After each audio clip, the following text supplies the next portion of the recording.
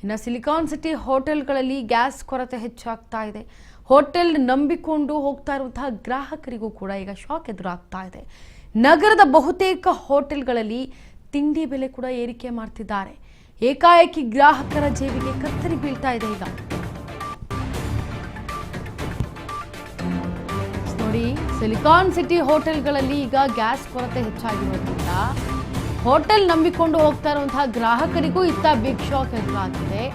Hotel ಅನ್ನೇ ನಂಬಿಕೊಂಡು ಇರುವಂತಹ ಗ್ರಾಹಕರಿಗೂ ಪ್ಲಸ್ ಅಲ್ಲಿ ಕೆಲಸ ಮಾಡುವಂತಹ ಸಿಬ್ಬಂದಿ ವರ್ಗದವರಿಗೂ ಕೂಡ ಅಷ್ಟೇ ಶಾಕ್ ಎದುರಾಗ್ತಾ ಇದೆ. ಒಂದ್ ಕಡೆ ಗ್ರಾಹಕರಿಗೆ ನಗರದಲ್ಲಿ ಬಹುತೇಕ ಇರುವಂತಹ ಹೋಟೆಲ್ಗಳಲ್ಲಿ ತಿಂಡಿ ಬೆಲೆ ಏರಿಕೆ ಮಾಡಿದ್ದಾರೆ. ಏಕಾಏಕಿ ಗ್ರಾಹಕರ ಜೇಬಿಗೆ ಕತ್ತರಿ ಹಾಕ್ತಾ ಇದ್ದಾರೆ ಹೋಟೆಲ್ ಮಾಲೀಕರು. ಬೇರೆ ಆಪ್ಷನ್ನೇ ಇಲ್ಲ, ಈಗ ಹೈಕ್ ಮಾಡಲೇಬೇಕು ಅಂತ ಹೇಳಿ ಹೈಕನ್ನು ಮಾಡಿದ್ದಾರೆ. ತಿಂಡಿ ಉಪಹಾರಕ್ಕೆ ಎಲ್ಲದಕ್ಕೂ ಕೂಡ ಸದ್ಯ ಬಹುತೇಕ ಹೋಟೆಲ್ಗಳಲ್ಲಿ ತಿಂಡಿ ಏರಿಕೆಯ ಬೋರ್ಡ್ಗಳನ್ನು ನೀವು ಗಮನಿಸ್ತಾ ಇದ್ದೀರಿ.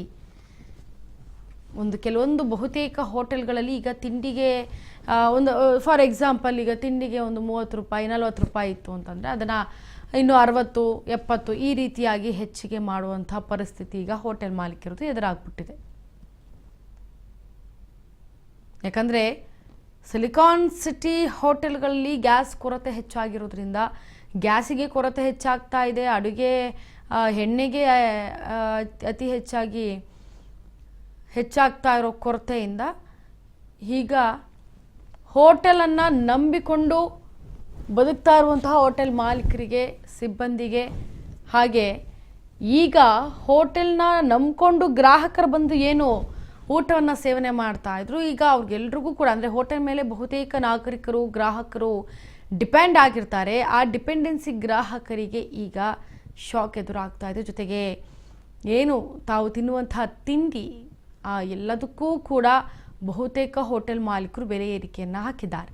ಕೆಲವೊಂದು ಬಿಲ್ಸ್ ಏನಿದೆ ಅದನ್ನು ನೀವು ಗಮನಿಸ್ತಾ ಇದ್ದೀರಾ, ಎಷ್ಟಿಂದ ಎಷ್ಟಕ್ಕೆ ಹೈಕ್ ಆಗಿದೆ ಅನ್ನೋದನ್ನು ಗಮನಿಸ್ತಾ ಇದ್ದೀರಿ. ನಗರದಲ್ಲಿ ಬಹುತೇಕ ಹೋಟೆಲ್ಗಳಲ್ಲಿ ಈಗ ತಿಂಡಿಗೆ, ಊಟಕ್ಕೆ ದರವನ್ನು ಏರಿಕೆ ಮಾಡಿರೋದು, ಅಂದರೆ ಹಿಂದೆ ಇದ್ದಂತಹ ಬೆಲೆಗಿಂತ ಈಗ ಜಾಸ್ತಿ ಬೆಲೆಯನ್ನು ಏರಿಕೆ ಮಾಡಲಾಗಿದೆ, ದರ ಏರಿಕೆಯನ್ನು ಮಾಡಲಾಗಿದೆ. ಏಕಾಏಕಿ ಎಲ್ಲದರಲ್ಲೂ ಕೂಡ ದರ ಏರಿಕೆ ಆಗ್ತಾ ಇದೆ. ಈಗ